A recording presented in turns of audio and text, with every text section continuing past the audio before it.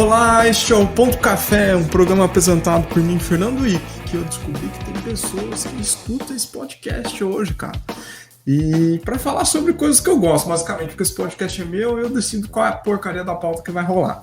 Então, é isso. Basicamente, nos últimos episódios você ouviu falando de DevOps, você ouviu falando sobre tecnologia, falando sobre open source, e faz tempo que eu não falo mais de agilidade. Enfim, eu vou arrumar um dia um pretexto para isso. E acho que nos próximos eu não organizei muita pauta para os próximos, mas vai dar tudo certo no final das contas. Então, lembrando que a gente tem conta no Twitter, que é TO Café Podcast, e o site, que é .café.fernandowick.com. Este podcast está em quase todos os melhores serviços de podcast. Hoje eu descobri via um colega meu e do convidado aí, que a gente chamava ele de Gandalf, que ele falou assim, pô, não tem lá no Player FM? Falei, putz, não tem, nem sei como pôr lá, depois eu tenho que ver como é que eu ponho. E, enfim, nos outros melhores serviços de podcast, você vai encontrar esse podcast dessa pessoa que vos fala. E aí, cara, foi engraçado porque eu tava uma pessoa da empresa pediu para ajudar num processo de seleção e o cara falou assim, mano, eu escuto o seu podcast. Eu falei, então você é um dos ouvintes além da minha mãe que escuta. Parabéns. Aí depois outras pessoas no Twitter ficaram fazendo gracinha dizendo que escutam também. Então, obrigado. Vocês não têm a cidade, porque o Anchor mudou a estatística, eu não sei mais o nome das cidades que escutam esse podcast. Então, se você escuta aí de um lugar meio estranho, você vai lá e me manda uma mensagem que eu vou ficar feliz, porque eu já falei de gente, exceto no Acre, praticamente todos os estados tinham cidades diferentes que eu nunca tinha ouvido falar. Também descobri que tinha gente na Angola, tinha gente em Hong Kong, tinha gente nos Estados Unidos, tinha gente na França, Alemanha, lugares bem diferentes que escutam esse podcast. Bom, chega, tá bom, já falei bastante. E a história começa que a gente planejou gravar esse episódio e aí a gente começou a conversar e esqueceu de gravar. E quase aconteceu de novo hoje. Então hoje a gente vai conseguir fazer direitinho. Bom, vamos falar com a pessoa que hoje exerce uma função de liderança numa empresa americana. E vai contar como é que é isso e tal. Como é que foi para lá, se passou fome, como é que é a vida com Trump, essas coisas. Bom, chega demais, agora apresentar o Daniel Negri, e aí? Finalmente. Tem que ter... Se deixasse, a gente continuava e cadê o podcast, né? É muito assunto. Mas também, esse entrevistador que a gente tem, ele é cheio de ideias, cheio de empreitadas. É difícil, é complicado. Mas é sempre um grande prazer. Só tava mostrando as coisas que eu tava pensando, né? Uma parte delas estou fazendo. Tudo bem que tem uma parte tem over engineer, né? Por que você vai renderizar, armazenar Markdown dentro de banco de dados para renderizar no Next.js? Coisa de idiota, mas aprendi umas coisas legais. Não, eu fico pensando, por exemplo. Imagina aqueles experimentos do Elon Musk, se eles arranjam um jeito de gravar seus pensamentos. O Fernando Wick ia precisar de bilhões de terabytes ou petabytes, que pensa em muita coisa, é muita ideia. Você tá louco? Já conseguiu chegar no nível de pensar em duas ideias ao mesmo tempo? Já tá multitarefa ou ainda tá single thread? Não dou conta não, quem faz isso é minha companheira, minha esposa, que consegue fazer isso melhor que eu. Dirige, passa maquiagem e tudo. Não dou conta. E ela é super competente nisso, né? Eu não sou. Bom, vamos começar pelo começo. Sim. Ô Daniel, quem é você? Putz, conheci Fernando Wick em Brasília, então isso dá uma ideia de quem sou eu. Bom, sou Daniel Negri, mudei minha conta no Twitter depois que eu fiquei apavorado As pessoas estavam usando nomes verdadeiros, né, no Twitter. Daniel Negro Oficial, já pensou? Não tenho disso, não. No Twitter, eu sou o Go Flapjack. Eu tentei achar um nome mais ridículo que você pudesse imaginar. Esse nome é ótimo. Tem um desenho que chama Flapjack Maple Syrup, que é muito nonsense. E eu gostei da palavra. E eu adoro programar em Go. Flapjack já tinha tomado, aí eu enfiei um Go lá no prefixo, virou Go Flapjack. E eu acho que deu certo. Bom, eu sou de Goiânia, Goiás. Tem aqui eles chamam de accent, né? Tem esse sotaque, assim, de Goiânia, com muito orgulho.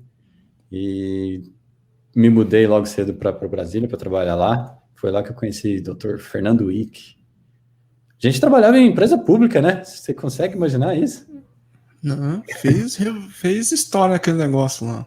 Depois, se quiser, a gente pode até entrar nas histórias aí. Foi só emoção e muito psicólogo. Ai. Muitas sessões para sair do trauma. Resumo, fui para Brasília, apaixonado por TI, né? Engraçado, eu não sei identificar quando é que eu comecei a gostar de TI. E nem sabia que eu gostava de TI. Mas eu acho que isso aí é assunto para outras perguntas. E hoje eu não estou mais no Brasil, né? Eu estava aqui ralando com a última administração. Não tive que atravessar pelo Texas, não, mas vim parar aqui próximo a Nova York. Vem de avião, é mais fácil. É mais barato. E boa. E... Cara, como é que você começou na computação? A gente preparou, não sei se pode ser dito isso, mas todo mundo faz podcast. A gente preparou aqui umas perguntinhas, né? E aí, uma das perguntas, e aí, como é que você começou? Foi difícil, quase tive que ligar para a psicóloga de novo e falar, tem como você me dar uma sessão rapidinho? Mas, em resumo, a resposta mais rápida é, você lembra de um filme chamado Hackers, com Angelina Jolie? Lembro. Foi assim. Assisti aquele filme, fiquei louco. Todas as minhas senhas antigamente eram Zero Cool, ou Zero Cool, né? Era o nome do personagem principal. É muito esquisito, porque na época nem sacava quem era Angelina Jolie. Eu só fui sacar que ela era Angelina Jolie muitos anos depois. Na época eu fiquei fissurado, foi com os computadores mesmo. E os caras ainda andavam de patins, você consegue imaginar isso? Eles andam de patins na Grand Central. Para numa das cabininhas de telefone lá para hackear as coisas. Foi assim. Outros tempos, né, cara? Esses dias eu mostrei Matrix pro meu filho, ele ficou enlouquecido.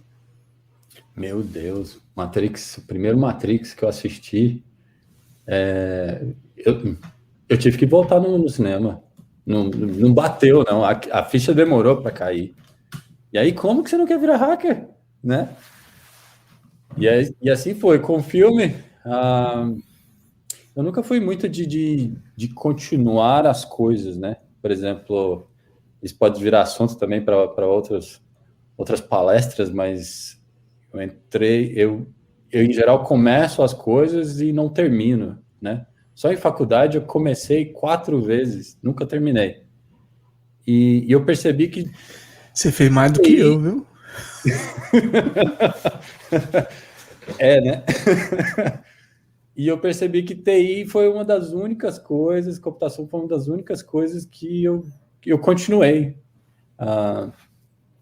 E comecei estudando desde cedo, tive muita sorte, e por aí vai. Esse assunto é longo. Você tem alguma pergunta em relação a isso? Não, cada pessoa que vem aqui conta de um jeito. Tem gente que conta metade do episódio só sobre o passado. Tem gente que vai rapidinho e vai pra frente. Então, assim, o convidado é você, você fala do jeito que você quiser.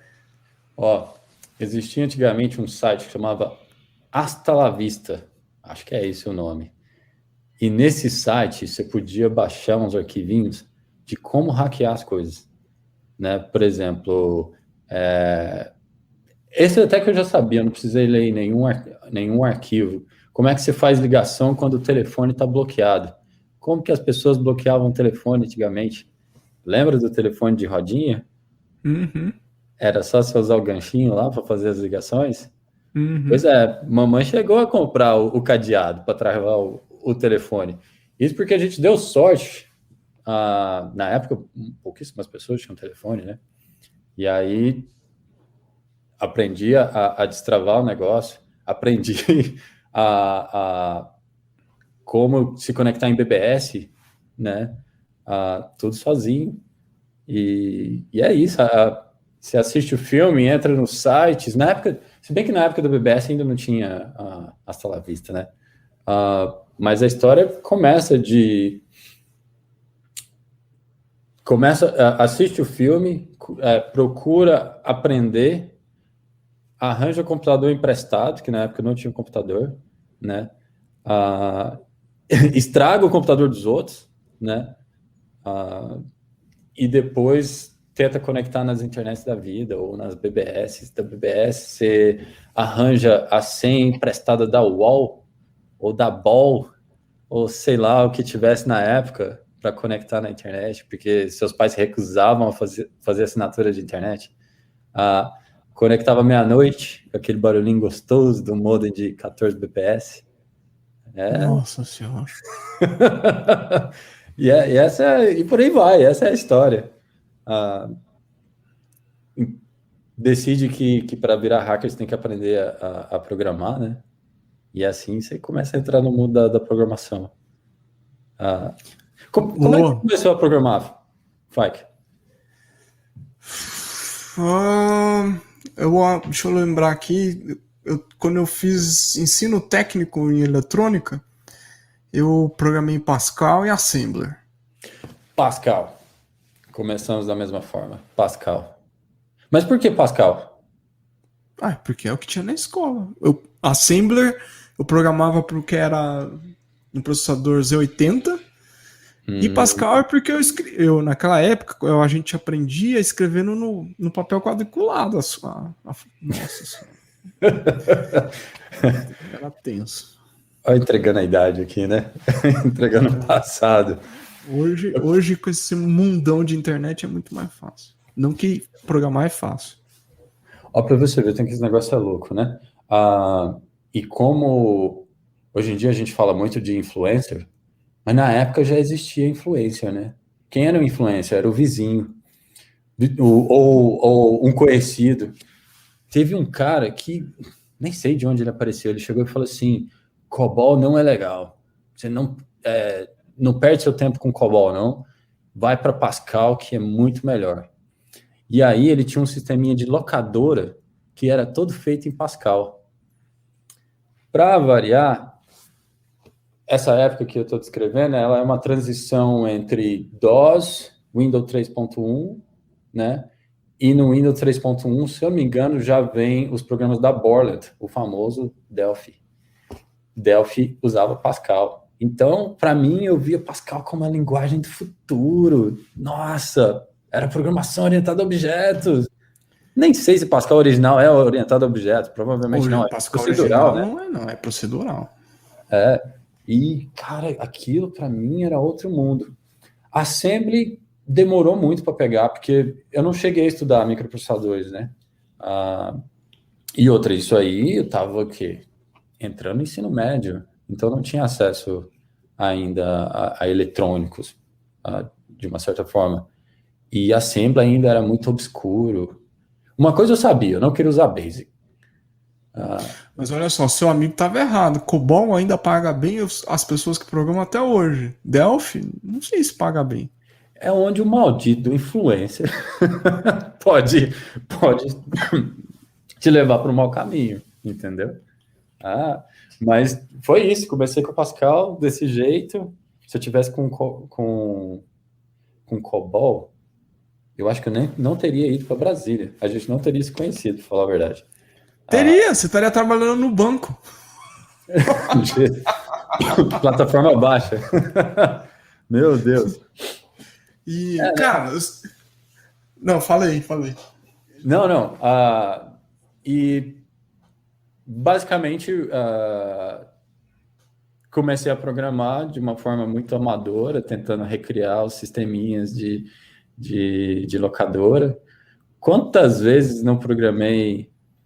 Lembrei, esse negócio é interessante. Tinha um vizinho que estava fazendo a famosa ciências da computação, que na realidade tinha um outro nome na época, ciência de dados, um nome esquisito lá. E ele precisava entregar um trabalho, só que ele não sabia programar. E aí ele descobriu que eu sabia programar e pediu para eu fazer o trabalho dele. Eu, como ele queria me pagar e eu não sabia ainda como receber, o que cobrar, eu falei assim, se você me deixar usar o seu Super Nintendo por uma semana, eu faço o projeto para você.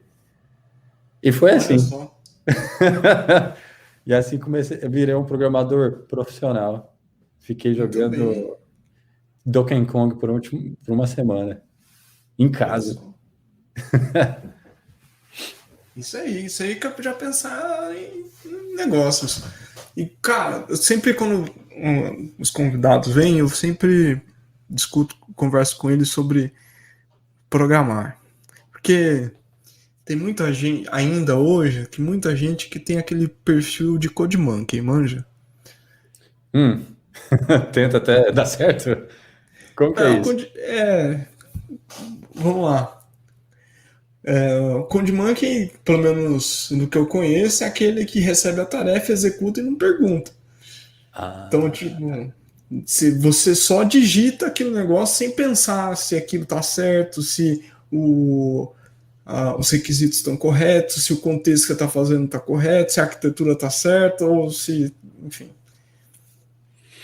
Eu não quero adiantar as perguntas, mas esse não foi um tópico que eu discuti hoje com um dos meus engenheiros. Por quê? O roteiro aqui a gente às vezes dá uma sabotada, então relaxa. Discuti isso exatamente hoje. Bom, eu não contei o que eu sou hoje em dia. Hoje eu sou... eu trabalho na parte de gestão, numa empresa aqui que chama de Health Tech, que é uma forma bem simples, assim. A gente criou uma garrafinha que é inteligente, e a garrafinha sabe se você tomou o remédio ou não, beleza?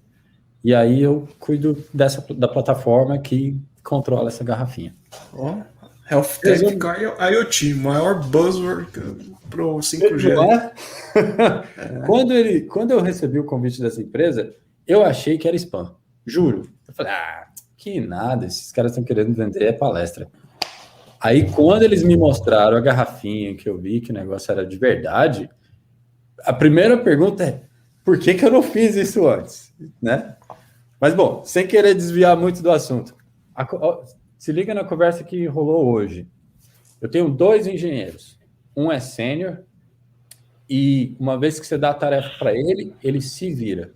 Em geral, eu não tenho que descrever as coisas detalhadas, etc. E ele gosta de coisas que em geral, são mais corretas. Por exemplo, ele prefere alterar uma API para deixar ela mais bonita ou mais coerente do que só falar, deixa disso, tá funcionando, acabou. Esse é um perfil, beleza? E agora eu tenho um outro perfil, que é um dos meus funcionários um dos meus engenheiros, eu não gosto de chamar muito de funcionário, mas um dos engenheiros que trabalha comigo, que ele, se tá funcionando, tá bom, entendeu? Em time que tá ganhando, não se mexe. E ele sempre vai, em geral, ele tem uma tendência de não importa o bonito, não importa o elegante e tal. E aí a discussão era basicamente o seguinte, em geral, quando a gente vai fazer review das pessoas, para ver se recebe um aumento de salário, um bônus, um aumento de cargo, a gente tende a favorecer o cara que fala bem, o cara que quer tocar para frente, o cara que mostra iniciativa. E eu tô aqui pensando, cara, como é que eu consigo exaltar as propriedades do cara que não é assim, entendeu? Será que eu tenho que transformar o time inteiro no primeiro modelo, nesse cara que é cheio da iniciativa, quer fazer acontecer? Ou não, eu tenho como exaltar o outro modelo, que é um cara que ele já prefere receber mais mastigado, etc. Isso aí é pano para manga, isso é um assunto que é outro podcast. Dá para esticar nesse assunto aí, fica tranquilo, cara. Em resumo, como que você consegue trabalhar com diferentes características e como exaltar as diferentes características do seu time, sabe? Você, quando trabalhou no governo, você viu isso acontecer. Vi. Se você não dançasse que nem se você não dançasse a música, você não se encaixa. É isso que você quer dizer? Não, quer dizer que todo mundo lá tinha seu... Quando a gente trabalhou junto, todo mundo lá tinha seu espaço devido de destaque e merecimento, assim. Não tinha... Sim. As individualidades, elas eram de... E olha que tinha individualidade, hein? Isso aí é outro assunto de podcast, por exemplo. Como você trabalhar só com Dream Team, né? Não é fácil, não. Quando todo mundo é muito bom, é complicado. As opiniões são fortes. Achar um consenso ali é complicado. Um detalhe que não tem nada a ver, mas recomendo. O Circo de Solé, já ouviu falar do Circo de Solé? Já. Tá postando pra caramba no YouTube, eles estão liberando os espetáculos, 60 minutos de espetáculo, e claro, eu como criador, engenheiro, pessoas que são interessadas mais na parte criativa do processo, de construção, eu fico assistindo só o behind the scenes, vai ver o atleta que está atrás do número, né? Como que eles formam a equipe, etc. Eu acho que eu gosto mais dessa parte do que o próprio espetáculo em si. O espetáculo é incrível. Por que você gosta mais? Porque mostra como faz. Eu acho que mostra como que você chega... O espetáculo, ele não tem erro, né? Ou pelo menos é o que eles mostram. Não existe erro. Mas não existe erro porque eles ensaiaram muito. E um detalhe que eles falam é como que você entra no Circo de Solé. Eles falaram, olha, você tem que ser muito bom, mas você não pode esquecer sua própria individualidade. Tem alguma coisa que só você que faz. Que você tem que dar uma ênfase nisso aí. Eu achei incrível essa parte, assim. E alguém tem que ajudar a colar toda essa individualidade para fazer algo em coletivo, em grupo tão bacana como o Circo de Solé, né? Total. Um detalhe que é como todos eles querem que dê certo, né? Existem várias colas aí, né? Várias emendas. Existe a do diretor, né? E existe o time entre si que eles meio que se admiram. Tem uma cena, eu fazendo propaganda do Circo de Solé, tem uma cena em que como eu chamo? O artista, o malabarista, ele estava treinando, tava fazendo um aquecimento tal, e não sei o que. Ele fala assim, o mais legal de trabalhar no Circo de Solé é que, por exemplo, num dia comum, onde eu estou aqui fazendo meu aquecimento, ele estava sentado numa bicicletinha ergométrica, só fazendo aquecimentozinho, exercício, né? E aí ele olhou para o lado e tinha uma pessoa que estava fazendo estava treinando o número dela de uma forma incrível, estava pulando para cima e para baixo, de uma argola na outra, não sei o quê. E ele virou para ver, e quando ele percebeu, já tinha 15 minutos que ele já tinha parado de pedalar, porque ele ficou impressionado só com o treinamento, só de ver aquele número. Sacou? Basicamente, você já é um cara muito bom, você já é renomado, reconhecido, etc. Quando você vê alguém do seu time fazendo alguma coisa muito massa, esse negócio de parar e admirar, isso aí dá uma cola boa no time. Isso aí dá uma boa dinâmica. Você tem que ter admiração pelo próximo, tem que achar essa dinâmica, formar o time de uma forma. O rapaz que você tinha acabado de de mencionar, senhor Gandalf, também conhecido como Daniel Sobral. Você sabe que eu visitei, né? Eu fui lá na cidade dele, Boulder, inclusive estou querendo me mudar para lá. Quem não admirava o Gandalf? Quem não tinha medo de Gandalf, né? Eu tinha um total respeito e medo de Gandalf. E ele... Medo por quê? Ele era gente fina. Sim, mas vai entender a psique humana, né? É uma mistura de respeito com... Você não fala bobagem perto dele, especialmente no domínio dele. E ele nem ia te destratar se você o fizesse, mas, tipo, por que você vai falar uma bobagem, né? O Gandalf era um cara que eu admirava pra caramba. O time em si, que a gente trabalhou junto, eu vou falar alguns nomes que são bem conhecidos, né? No Twitter, faz podcast. Guto, por exemplo. O Guto, para trabalhar, era uma máquina. Meu Deus, digitava feito um louco. Achava que ele tinha que trocar de teclado a cada mês. Gostava de digitar documentação, que eu nunca entendi. Nunca fui bom para escrever documentação. E ele escrevia tudo, documentava, fazia wiki. Isso aí era incrível. E muitos outros que a gente conhece. Tinha um rapaz lá, não sei se você lembra, Dr. Niesso. Viajei com ele, gente boa demais. Eu era impressionado. Ele era bom tecnicamente, mas eu aprendi muito o que a gente chama hoje de soft skills. Eu chamo aqui, né? Eu não sei como foi traduzido isso. Aqui também é soft skills. Me avisa, porque, pô, faz quase 10 anos que eu tô aqui e às vezes eu fico dando essas bobagens. Acho que no último podcast que a gente estava juntos, eu falei, não, porque aqui tem muito recrutador. Você já chamou lá do lado, já tirou muito. Eu falei, aqui também tem recrutador, você é bobo? Bom, faz tempo que eu não estou aí. Bom, Niesso, ele chegava na empresa e ele conhecia todas as pessoas da empresa e ele sabia como chegar nos lugares, né?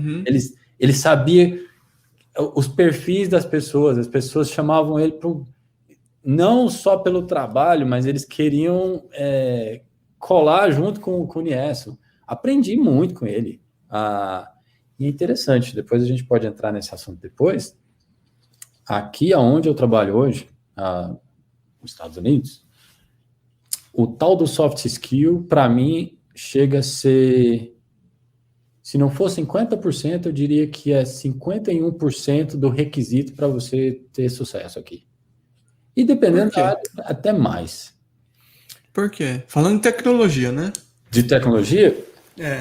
Você pode ser extremamente bom, mas se você não der conta de convencer as pessoas a colar junto, é difícil. De formar o grupo. Quer ver um detalhe? Vou puxar um pouco de saco do Fernando. A gente está andando sobre assuntos, né? Mas eu vou dar uma puxada de saco. Até porque sou convidado, eu posso. Né? Você puxa o saco do entrevistador, ele te chama de novo, básico. Soft skills. Um dos assuntos que a gente estava discutindo, eu e um amigo, ele é CTO. Basicamente o seguinte: a importância do líder ela é tão forte que em todos os casos que a gente conseguiu citar, e talvez isso seja diferente para outras pessoas, mas no meu caso e no caso desse amigo meu, a gente seguia o chefe, a gente seguia o líder do projeto. A gente não seguia muito a empresa. Ou, vamos trocar a palavra. Em termos de respeito, digamos que eu tenho uma responsabilidade de entregar um projeto, beleza? Eu tinha mais responsabilidade por entregar o projeto certo pela pessoa que estava ali me gerenciando do que a empresa. A empresa era muito abstrata. A empresa era aquele RH que que eu raramente tenho acesso. A empresa é o nome do lugar, ou talvez as pessoas que estão ali, mas ainda assim é muito abstrato. O respeito de entregar o projeto e de fazer o negócio certo, em geral, era pela pessoa que tinha me dado a tarefa, né? E isso aí é soft skills. Total. E nesse time que a gente trabalhou junto, bom, você sabe que eu mudei de time para ir trabalhar no seu time, né? Aí é onde entra a puxação de saco. Mas é isso, você começa a respeitar as pessoas. A gente trabalhou na empresa, a empresa era muito grande, tinha muita gente, mas o fazer o negócio direito e tal, era por causa do líder, total. E claro, seus amigos, as pessoas que estão ali ao seu redor, mas a grande maioria é o líder. Você segue o líder. A empresa é muito abstrata. Faz sentido? Faz. Tanto é que, se olhar as pesquisas hoje, o pessoal fala: por que você saiu da empresa? Por causa da liderança. A maioria fala isso hoje. Total, a empresa mesmo que eu trabalhei antes de entrar para essa empresa que eu estou agora, de medicina, de IoT e tal, eu entrei ano passado, né? Mas eu estava muito bem colocado numa empresa anterior que era de educação. Por que eu saí da empresa de educação, sendo que eu estava super colocado, salário bom, etc. Porque eu não queria trabalhar para as pessoas na qual eu trabalhava, entendeu? Eu não queria entrar nos projetos deles. Pessoas ótimas, pessoas que são minhas amigas até hoje, mas eu não estava afim de seguir o que eles estavam me propondo, entendeu? Eu não os via como alguém que eu vou me inspirar ou alguém que eu quero colar junto. Eles não apresentavam, eles não vendiam o projeto da forma que eu quisesse comprar. E aí o que acontece? Você já começa a procurar outros projetos que você quer comprar. Ou projetos para colar junto. Você sabe disso. Você já contou para o público sobre suas novidades? Não contei não. Deixa Deixa o mistério. Não tem muita novidade. Pessoal, não tem muita novidade, não. É só que eu tô fazendo transição aí entre empresas. Depois vocês vão descobrir onde eu tô indo. Mas é basicamente isso. Aprendi muito com aqueles times. Nieso me ensinou tremendamente. Gandalf me ensinou tremendamente. E por aí vai, Guto, quem mais estava na equipe? Por incrível que pareça, Tadeu, lembra o Tadeu também? Lembra. Esses caras foram incríveis. Igor trabalhou com a gente muito pouco, ou pelo menos trabalhei muito pouco, mas foi muito massa trabalhar com ele. E por aí vai. Cara, elogiando um monte de nomes aqui que quem está escutando o podcast não sabe quem é, só para demonstrar que a gente reconhece, a gente lembra de quem alterou, quem mudou sua vida. Douglas, tá aqui no Canadá, trabalhando na Shopify. Como que eu não esqueci? Fui visitar também.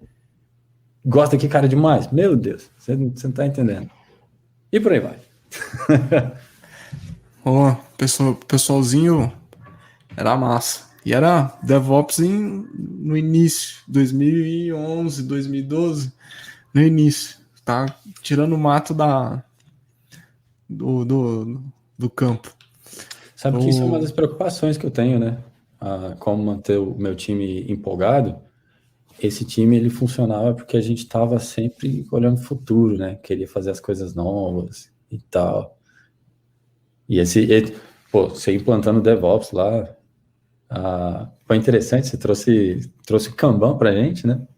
A gente já usava no desenvolvimento, mas não no DevOps em si. Como que você tem um Kanban no DevOps? E é o lugar, né, para se usar, basicamente. É o lugar. Melhor lugar para usar. Pois é. E, cara, e aí você foi para os Estados Unidos. Tem uma coisa que tem uma colega, cara, outro dia ela tava meio triste, aí a gente começou a conversar, ela falou assim, eu nunca vou para uma FANG da vida aí, uma da Big Tech, né? Pô, isso tá me consumindo por dentro, não sei o quê. Eu falei, mas eu também não fui. E nem por isso eu tô triste. Não que eu não tenha ficado triste na hora, né? Mas assim, a vida que segue, faz parte. Ela, mas você tem uma carreira incrível, de renome. Eu falei assim, quem disse? Onde? Quantas coisas? Todo mundo tem perrengue, todo mundo sofre, todo mundo passa, então não tem.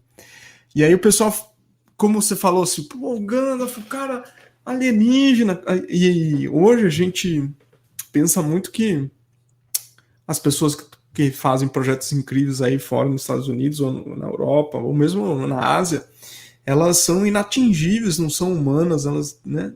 Tipo, a gente trata elas como heróis.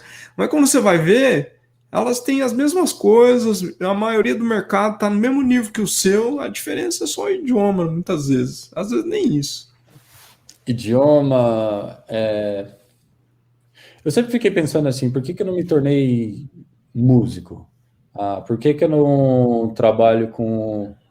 Por que eu não virei ciclista, sendo que eu amo andar de bicicleta, né?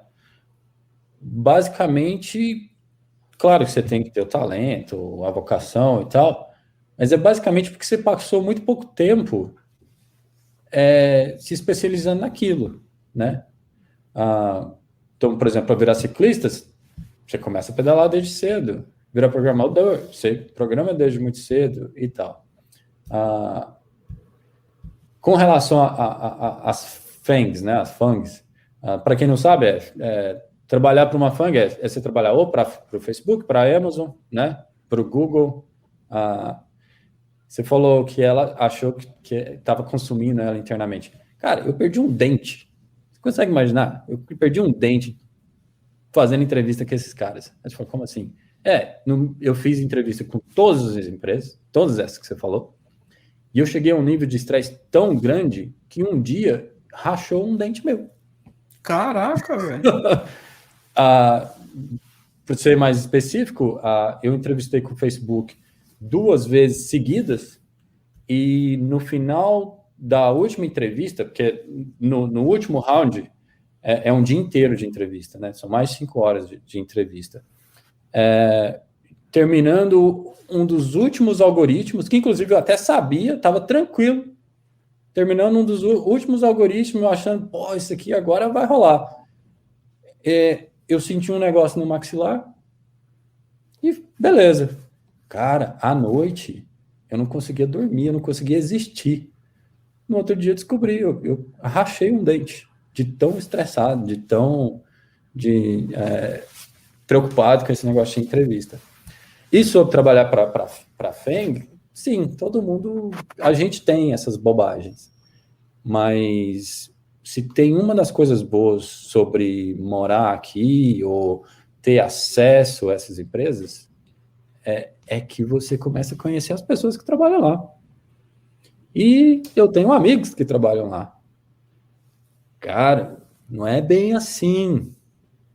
Só para dar uma amarrada no lance do ciclismo que eu tinha falado, por que eles trabalham com projetos loucos e tecnologias loucas? É simples, porque a empresa deles precisam. Porque, basicamente, não é porque eles são gênios, é porque eles tiveram que gastar tempo investindo naquilo, né? Por exemplo, qual foi a última vez que eu precisei criar um roteador ou um firmware de roteador sozinho, na mão? Nunca. Os caras criaram, né? A parte de rede deles é totalmente automatizada. Eu, na minha empresa, preciso disso? Não. Eu tive que aprender a programar nisso? Não. Mesma coisa para C++. Eu nunca tive que programar em C++ na minha vida. Eu sempre estava programando com outras linguagens. Rust. Não é? Então é isso. E você começa também a tirar... Eu sofria muito porque eu não sabia os detalhes do kernel do Linux. Falei, pô, será que eu vou morrer sem mandar um PR lá? Será que eu nunca vou conseguir contribuir para o kernel do Linux?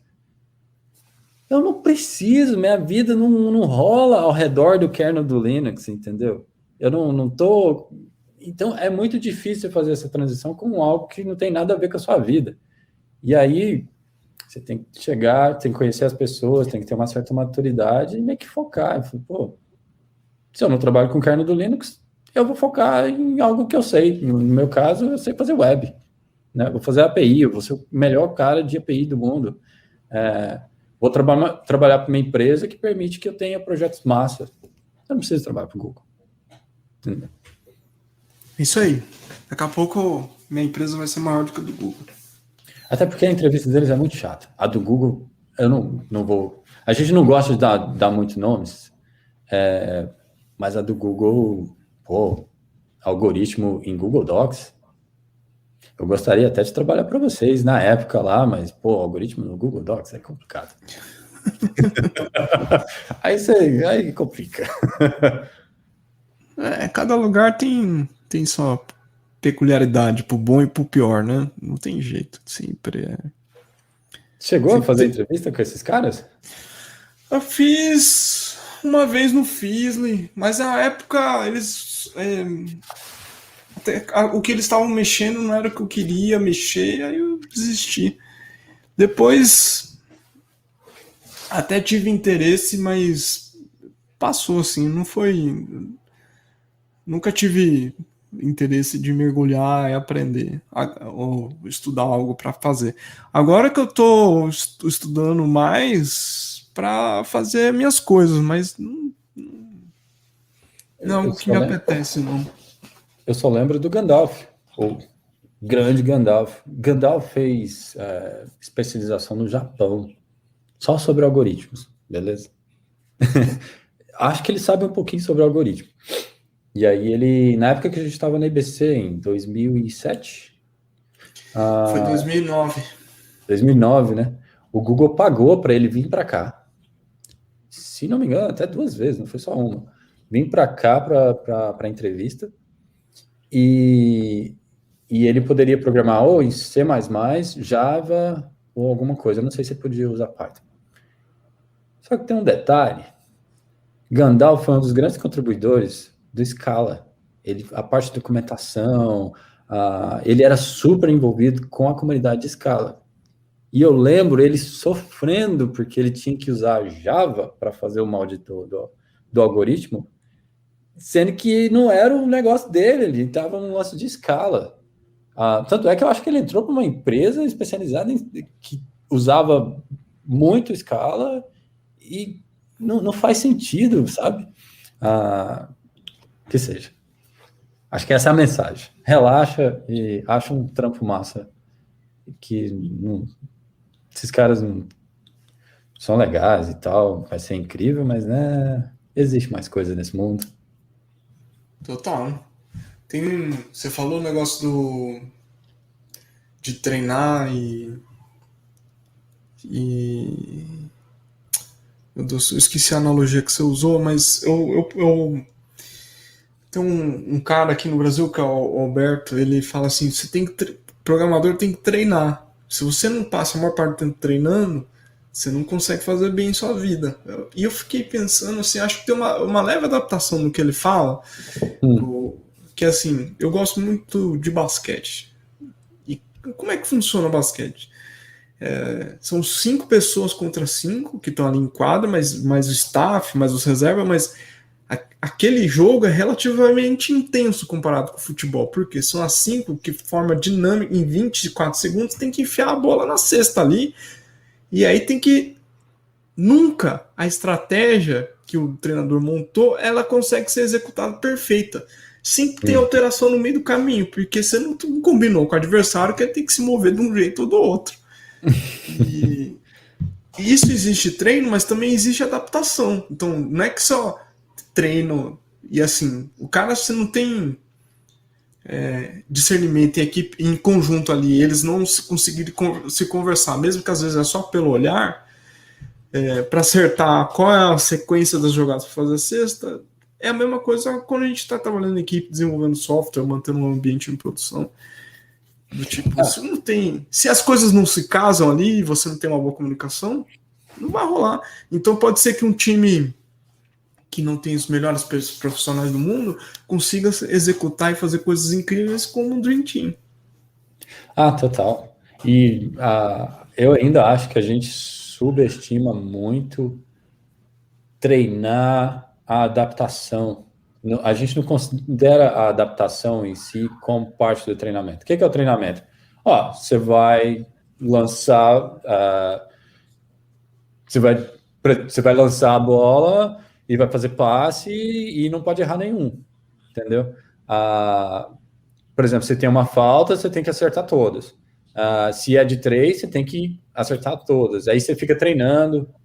Só que detalhe, e outra, por exemplo, a gente vai treinar como que a gente vai fazer um ataque, aonde você vai posicionar o pivô e etc. Aí meio que vira uma dança, uma coreografia. A gente passa muito tempo treinando a coreografia, ao invés de treinar como que a coreografia se adapta quando existe um ambiente não favorável. É basicamente o caos, né? Basicamente, todo DevOps sabe disso. Se você não treina a sua infraestrutura para quando dá pepino, o que você vai fazer? O banco de dados caiu. Chora. E aí? Mas eu pago um super banco de dados que tem várias instâncias. Mas caiu. As outras instâncias estão lá vivas, mas você não consegue falar com ela. E aí, o que você faz? E tal. Treinamento tem que treinar. Você lembra daquela... O Malcolm Gladwell, escritor daqui, Fábio Petrillo trabalhou com a gente. Acho que ele falava das 10 mil horas, né? Eu acho que é um dos livros do Gladwell. Hoje já meio que caiu isso por água, mas o conceito é o mesmo. Você vai gastar muito tempo treinando para chegar no ponto em que você consegue fazer a coreografia, você consegue fazer os passes, mas quando há uma mudança, você também consegue fazer. Isso aí só vê com treino. O que é difícil é administração, hein? Difícil em administração isso daí. A gente treina a programar. Como é que você treina gerir? Se não com o tempo. Esse é um bom ponto. Porque começa que quando você sai da área técnica e vira gestor, você, no final, você está pivotando a carreira. Então você começa quase do zero de novo. Voltou na hora zero, né? Voltou... Você virou o que chega a ser uma maldade, né? Uma vez aconteceu isso na minha empresa, não na minha empresa, na empresa que eu trabalhava. Essa frase me marcou pelo resto da vida, porque tem mais de 20 anos essa frase, até hoje eu estou com ela na cabeça. Uma vez tinha um dos engenheiros, um dos desenvolvedores, que ele era muito bom. E eu lembro que o grupo de gestores queriam promovê-lo, né? O que é óbvio, né? O cara é muito bom, tem feito trabalho legal, e já estava na hora de promovê-lo. E eu lembro que uma das gestoras chegou e falou assim, mas se eu promovê-lo, eu vou perdê-lo. Cara, isso deu um nó na minha cabeça. Hoje eu acho um absurdo o que ela disse. Eu acho que, no fundo, quem escutou também achou um certo absurdo, mas tem também um ponto, né? Como que resolve essas coisas? Como que você chega para você e fala, vou promover o Fernando, vai virar um gestor?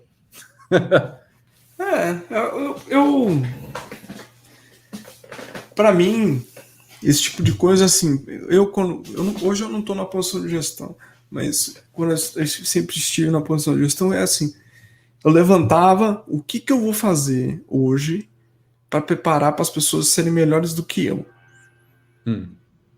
Sim, óbvio. Não é tão óbvio. Não é óbvio. O óbvio nunca é óbvio, né?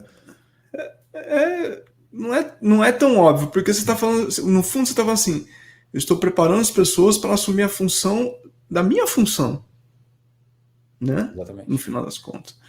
Então, se você faz isso, quer dizer que provavelmente você vai estar junto lá para baixo, formando outras pessoas para assumir a função dessa pessoa que é mais sênior e pode ser promovido. Se você fez isso certo, então você fez um processo você é um bom líder. Se não, cara, não promover se torna uma opção. E aí mostra o quão mesquinho você é como liderança. Minha esposa trabalhou para uma multinacional cervejeira, né? Uma das maiores aí do Brasil e tal. E eles tinham um misto eles tinham a cultura daqui, só que adaptada aí, e todos os prós e contras que isso pode... que vem junto, né? Uma das coisas que era interessante, e eu já usei isso, inclusive, em entrevista, porque eu uso eu mesmo. Nessa empresa multinacional, se você é um líder e você está querendo subir na sua carreira, digamos que você, por exemplo, é um tech lead ou um líder técnico e você quer se tornar um diretor, por exemplo, ou você quer passar para um maior. Você não pode subir, não tem como você subir, se você não tiver alguém para colocar no seu lugar. E como eles tinham a prioridade de contratar de dentro, a sua única saída é treinar. Você vai ter que treinar alguém, deixar alguém preparado para ficar no seu lugar, né? Nesse caso é muito específico. Para mim subir, eu vou ter que colocar alguém. Mas se você pegar o mesmo conceito e aplicar ela para o time, não precisa ser só a sua posição, não precisa ser só direcionado a você. Pode ser um júnior para um sênior, né? Do sênior para um... O que vem depois do sênior? Especialista. Um especialista, né? É a mesma coisa. E aí meio que, apesar de eu achar pavorosa a frase que a outra gestora lá disse, que se eu subir esse cara aqui, quem que vai fazer o trabalho dele? Para mim isso é um absurdo, mas nesse caso dá certo, né? Se você prepara o seu time aonde eu tenho alguém para substituir quem está acima, tranquilo, não tem problema. Faz sentido? Faz sentido, total. Por um momento eu achei que você tinha travado. Não, mas é que travou mesmo. A internet tá dando uma baleada aqui, eu já tava quase ligando o 4G, mas faz parte. Se vocês perderam um pedaço do episódio, paciência, galera. E é interessante que do nosso arquivinho lá, não estamos seguindo nem um pouco, já desviando. Não, estamos seguindo ali, mas um pouquinho diferente, mas estamos seguindo. Eu só vou ligar aqui o meu 4G, porque eu tô com a impressão que a internet vai me derrubar de vez. Então, galerinha que tá ouvindo aí, segura 10 segundos.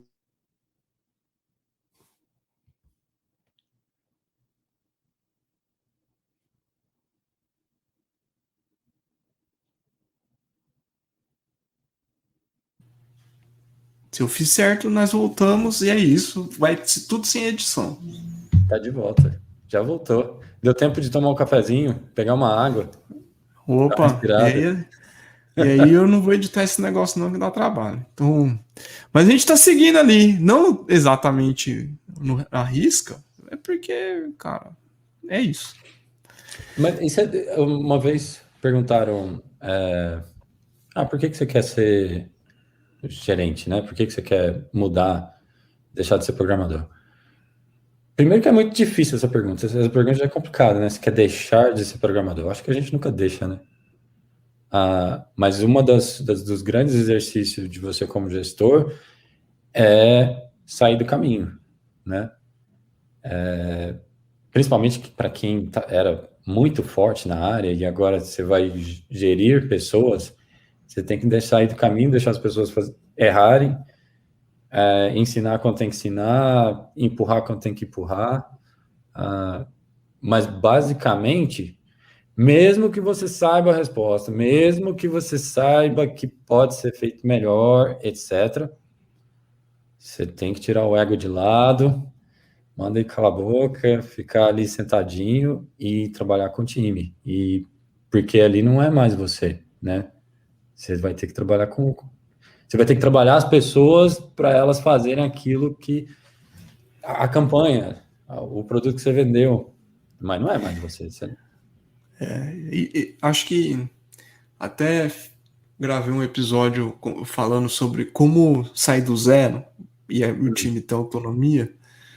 É muito difícil você calibrar quando tem que se dar autonomia demais ou quando você tem que colocar guardrails ali para que a pessoa não saia da estrada acidentado, né? Então você não, cara, pisa aí no acelerador, mas tá bom, mas pisa no acelerador, mas você tem que ter colocado o cinto, você tem que ter o mínimo treinamento para pegar o carro e saber fazer. Porque senão você vai botar o pé no acelerador, vai cair na ribanceira, pronto, morreu, acabou. Então... e achar esse ponto, acho que essa é a pergunta de $1 milhão, né?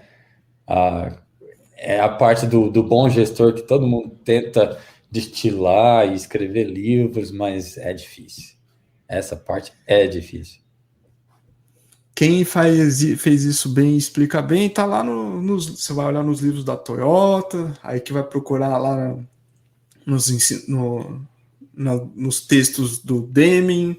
Então, isso aí já tem quase 60 anos ou mais. Então, não tem novidade.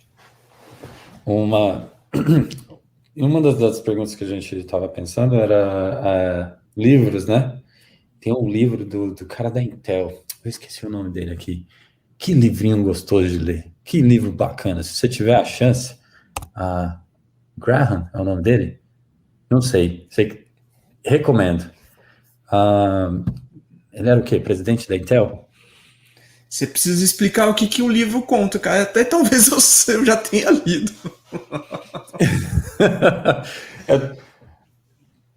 O que eu mais gostei do livro? Primeiro, porque ele tem que fazer a administração dele. Ele não administra só uma empresinha, só uma fabriquetinha, né? Ele viajava, ia para as coisas. Eu gosto muito na parte do livro que ele descreve meio que o cotidiano dele, né? Eu tenho uma palavra que eu só fui descobrir depois de muitos anos, que é o tal do nudge. Nudge é basicamente quando você dá só a cena para a pessoa do tipo, sabe? O famoso, segue aí, não, beleza, e aí é basicamente isso, né? Na construção do que ele vai fazer durante o dia, tinha os quadradinhos lá dos nudges, do tipo, a equipe dele vem conversar com ele, traz um problema, e ele só vai falando, beleza, ok? E era tudo muito calculadinho, existe, aquilo não era só, o que eu quero dizer é que, assim, é meio que já pensado, ele já tinha meio que planejado aquilo, ele só não ia, que aqui eles chamam go with the flow, né? Não só acontecia, existia um pensamento, existia meio que um planejamento, ele já falava, esses assuntos aqui, isso aqui eu já sei que eu já posso dar um para eles e me livrar. Para os outros, não, eu vou marcar um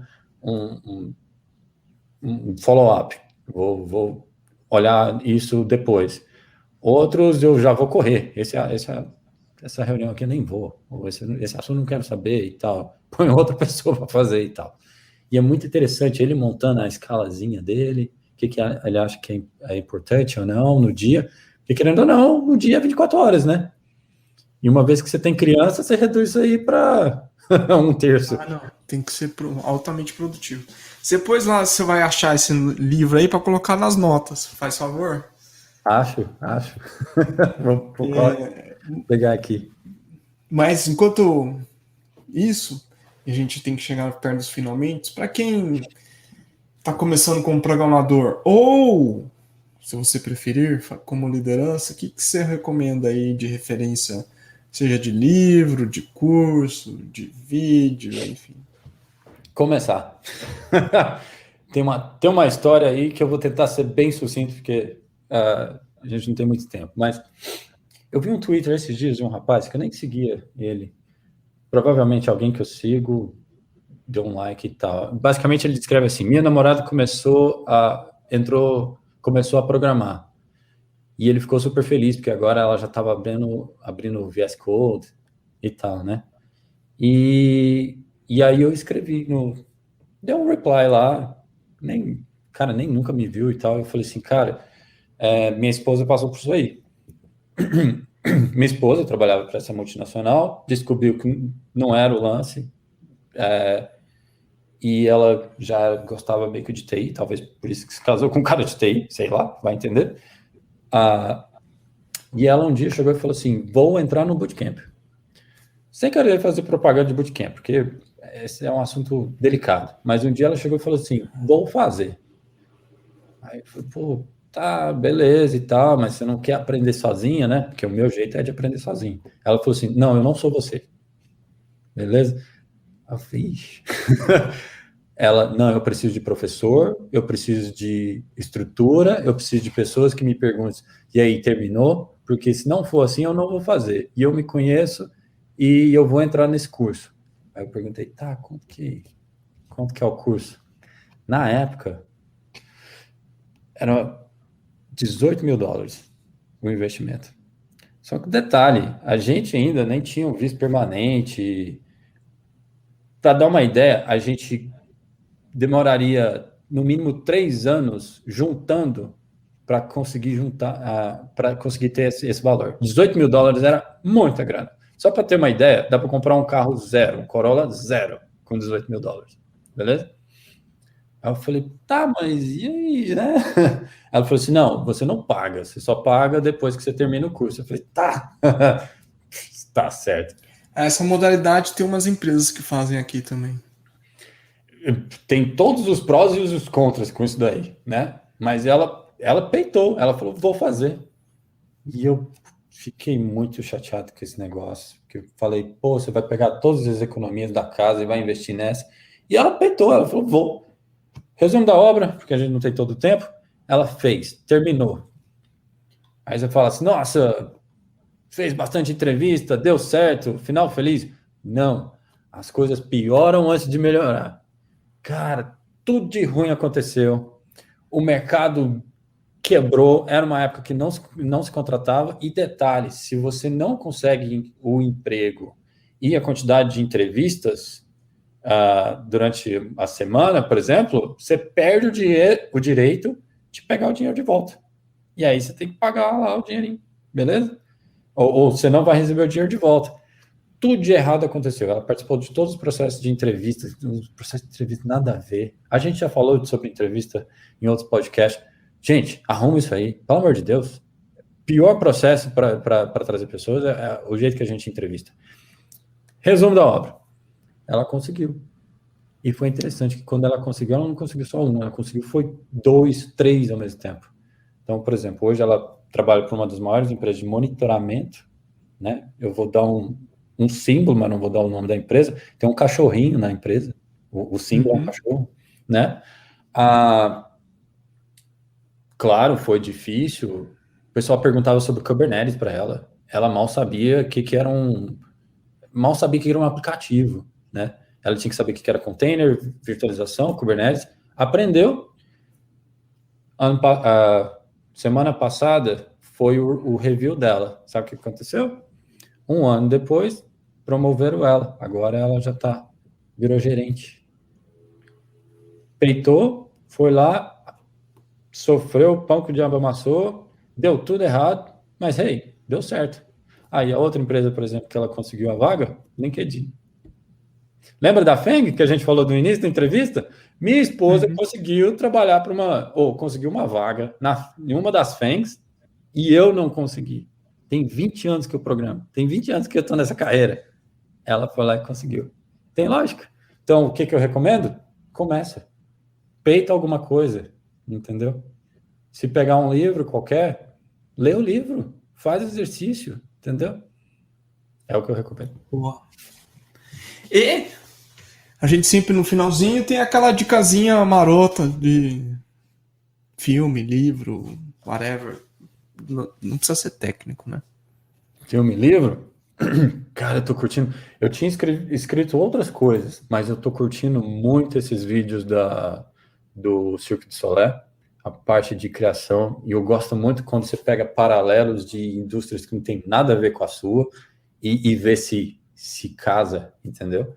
E claro, é bonito o vídeo pra caramba e tal.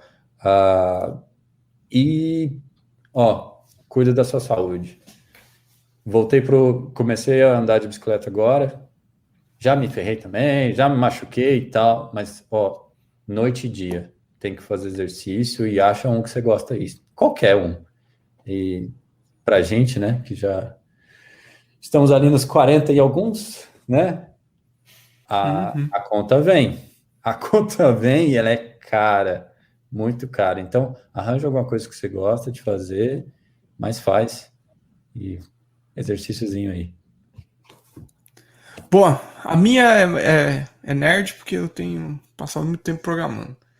Então, eu descobri um projeto na HashiCorp que você vai dizer, pô, os caras só fazem coisas em Go, só aquelas coisas de infraestrutura incrível e tal. Não, foi em Next. na extensão do MDX para renderizar Markdown. Puta, negócio incrível. E tô usando lá no meu projeto de estudo. Pô, cara, é muito bom. E o cara que mantém esse negócio me respondeu no Twitter, é super gente fina. Então é isso, galera.